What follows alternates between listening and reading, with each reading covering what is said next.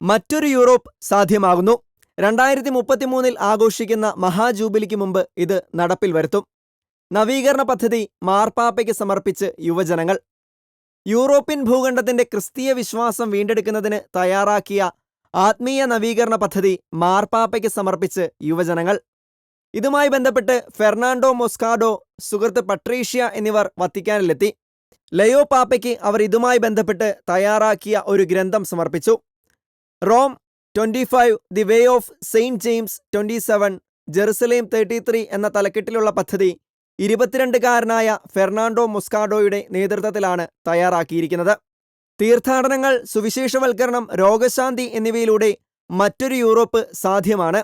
ഇത് ലോകത്തോട് പറയുവാനാണ് ഈ പദ്ധതിയിലൂടെ യുവജനങ്ങൾ ലക്ഷ്യമിടുന്നത്. സെയിന്റ് പീറ്റേഴ്സ് സ്ക്വയറിൽ പരിശുദ്ധ പിതാവിനെ സന്ദർശിച്ചതിന് തൊട്ടുപിന്നാലെ യുവ സ്പാനിഷ് മെഡിക്കൽ വിദ്യാർത്ഥി കൂടിയായ ഫെർണാണ്ടോ സന്തോഷം പ്രകടിപ്പിച്ചു.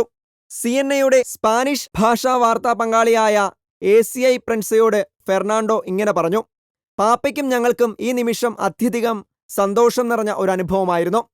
ഭൂമിയിലെ ക്രിസ്തുവിന്റെ വികാരിക്ക് ഈ പ്രോജക്റ്റിനെക്കുറിച്ചുള്ള വിവരങ്ങൾ നൽകുന്നത് അതിശയകരമായ കാര്യമാണ്. ഇവർക്കൊപ്പം പാലൻസിയയിലെ ബിഷപ്പ് മൈക്കൽ ഗാർസിയാൻഡിയും ഉണ്ടായിരുന്നു. 2033 ആഘോഷിക്കുന്ന മഹാജൂബിലി കണക്കിലെടുത്ത് പുതിയ യൂറോപ്യൻ തലമുറയ്ക്ക് വിശ്വാസത്തിലേക്കും പ്രത്യാശയിലേക്കും ഒരു പാത തുറക്കുക എന്നതാണ് ലക്ഷ്യം.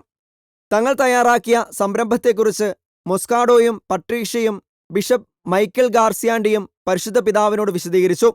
ഒപ്പം പ്രവർത്തനങ്ങളെക്കുറിച്ചുള്ള എല്ലാ വിവരങ്ങളും സോഷ്യൽ മീഡിയ ചാനലുകളിലൂടെയും വെബ്സൈറ്റിലൂടെയും വിശ്വാസികൾക്ക് നൽകുമെന്നും ഫെർണാണ്ടോ വ്യക്തമാക്കി.